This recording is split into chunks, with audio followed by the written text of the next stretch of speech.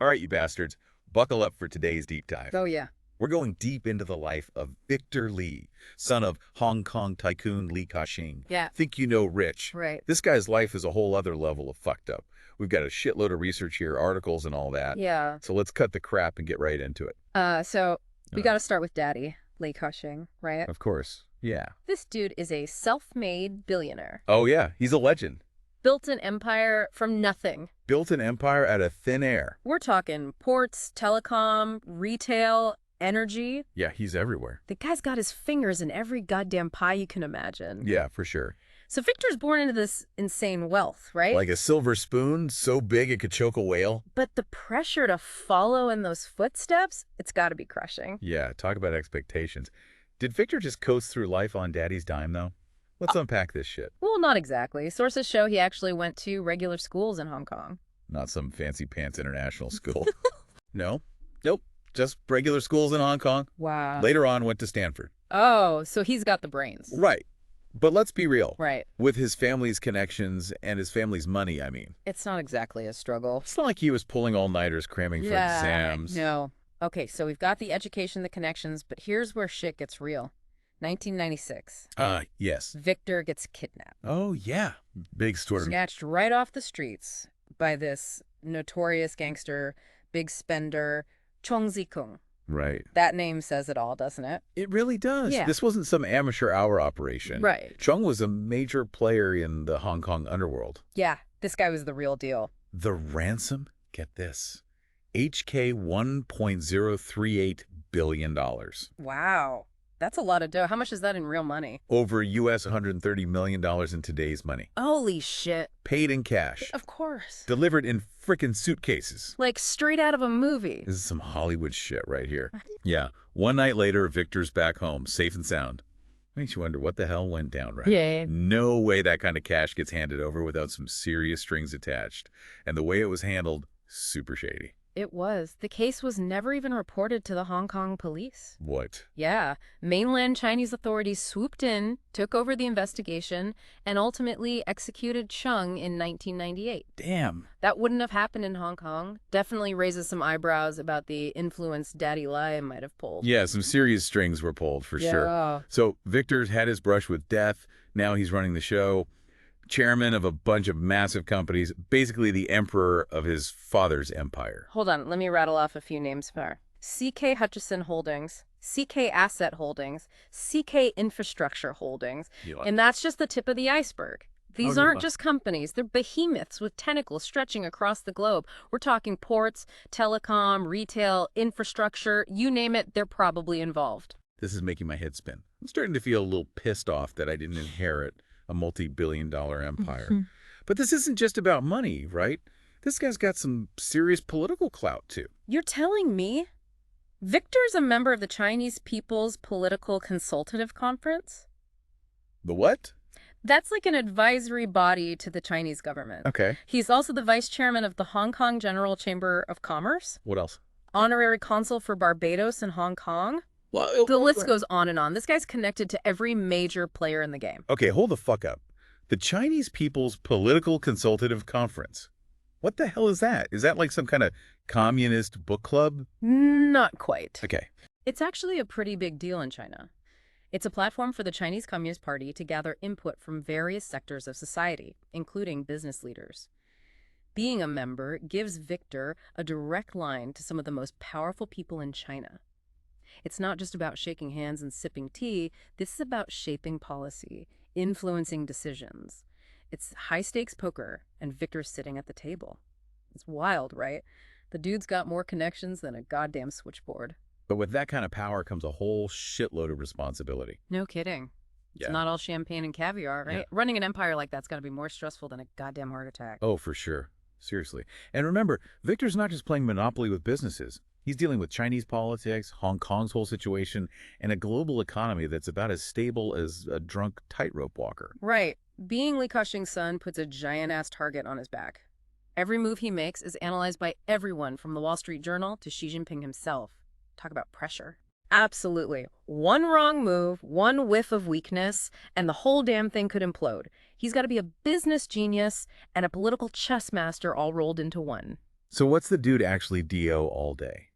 Does he just sit in his ivory tower, counting his billions and swimming in a vault full of gold coins like Scrooge McDuck? He wishes. Victor's making decisions, man. Big decisions that affect millions of lives.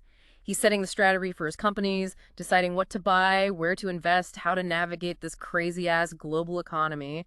It's like playing Risk on a global scale, except the stakes are real money and real people's lives. And let's not forget, he's got shareholders to answer to, board members breathing down his neck, and an army of executives all vying for a piece of the pie. Plus, the media is constantly sniffing around for any sign of a fuck-up. It's a goddamn pressure cooker. Yeah. It's a delicate balancing act. On the one hand, he's got all the wealth and power anyone could ever dream of. Private jets, yachts, probably a solid gold toilet for all we know. Don't forget the diamond-encrusted bidet. Naturally. But on the other hand, there's the constant fear. The fear of failure, the fear of making the wrong move, and let's not forget the fear of getting fucking kidnapped again. Yeah, that's got to mess with your head. I bet the guy sleeps with a nightlight and a team of ninjas guarding his bedroom door. Probably not ninjas, but you get the point. It's gilded cage. He's got everything, but he's also a prisoner of his own wealth and power. So is this dude just a workaholic robot? Or does he have any semblance of a life outside of board meetings and billion-dollar deals? Well, he's got a reputation as a bit of a philanthropist. You mean he throws a couple million at some charity to ease his guilty conscience? It's a bit more than that. The Li Ka-shing Foundation, which Victor's heavily involved in, has donated billions to education, healthcare, and disaster relief around the world. We're talking serious money, not just a PR stunt. All right, fair enough. So he's not a total Scrooge. But what about fun? Hobbies? Does he collect Fabergé eggs or race yachts in his spare time? He's a member of a ton of prestigious organizations and sits on the boards of various companies. The guy's a networking machine. Sounds like a real party animal. Hey, rubbing elbows with the global elite is probably his version of a good time. Fair enough. So we've got Victor Li, the billionaire businessman, the political player, the reluctant philanthropist, and the master networker. But what about the man behind the money? What makes this guy tick? That's the million-dollar question, and the answer, my friend, is a whole lot more complicated than you might think. All right, motherfuckers. We're back for the final round of our deep dive into the world of Victor Li. Here we go. We've covered his crazy upbringing, the insane kidnapping, the mind-boggling business empire, It's a lot. the philanthropy, the political connections. But now it's time to cut through the bullshit Right. and ask the big question. What's this guy's legacy going to be? Is he just another trust fund baby riding daddy's coattails? Right. Or is there more to Victor Li than meets the eye? That's the million-dollar question, isn't it? Yeah. And there's no easy answer. The guy's a walking paradox. On the one hand, you can't deny his business acumen. Right. He's been groomed for this role since he was a kid, learning from one of the sharpest minds in the game. Yeah. Li Ka-shing built an empire from scratch, and Victor's been absorbing that knowledge like a goddamn sponge his whole life. Yeah. And he's not afraid to take risks, shake things up and make bold moves. Right. Look at how he's been diversifying the family business, pushing into new markets, embracing new technologies. He's not just sitting on his ass counting his billions. He's got a vision, man. Yeah. He's trying to future-proof the empire, anticipate the next big thing, and stay ahead of the curve. Right. That takes guts, especially when you're dealing with the kind of stakes he is. But there's always that nagging question, right? Yeah. Is this really Victor's vision? Or is he just executing daddy's master plan? Yeah. It's going to be tough to step out of that shadow and forge your own path when you're born into that kind of legacy. It's the classic Shakespearean dilemma. The son trying to escape the father's overwhelming influence. And let's be real, Li Ka-shing is a tough act to follow. Yeah. The guy's a legend, a titan of industry, a goddamn icon. Victor's constantly being compared to him, judged against an impossible standard. So is Victor Li his own man or just a chip off the old block? It's like trying to figure out if a painting is a genuine masterpiece or just a damn good forgery. It really is. Yeah. We may never know for sure, but one thing's clear. Victor Li's got a lot to prove. Yeah. He's facing challenges that would make most CEOs shit their pants. Right. The global economy is a dumpster fire. China's playing hardball on the world stage, and technology's disrupting everything in its path. Yeah, it's a goddamn minefield out there. Yeah. One wrong step and the whole empire could go up in smoke. Right. The pressure must be immense. He's not just managing businesses, he's trying to predict the future, anticipate the unpredictable, and outmaneuver his rivals. It's a high-stakes game, and he's playing for keeps. So what's the verdict? Is Victor Li the real deal? Or is he just a well-dressed puppet dancing to daddy's tune? I'm not going to give you a simple answer, because there isn't one. Okay. Victor Li is a complex dude, a mix of ambition, intelligence, privilege, and pressure. He's got the tools to succeed, Yeah. but he's also facing obstacles that could crush a lesser man. Sounds like a recipe for a goddamn epic saga, man. Yeah.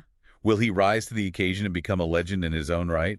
Or will he crumble under the weight of expectations and watch his empire collapse? Only time will tell. It's a story that's still being written, Yeah. and it's a story that's worth watching. Well, there you have it, folks. Our deep dive into the world of Victor Li. The billionaire, the political player, the philanthropist, the enigma. It's a story of wealth, power, legacy, and the struggle to define yourself when you're born into the shadow of a giant. We've explored the facts, the rumors, the controversies, and the complexities. Now it's up to you to decide what you make of this motherfucker. Remember, folks, there's always more to the story than meets the eye. Keep digging, keep questioning, and never be afraid to dive deep.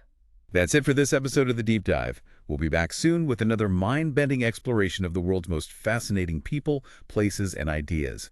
Until then, stay curious, stay informed, and don't take any shit from anyone. Peace out.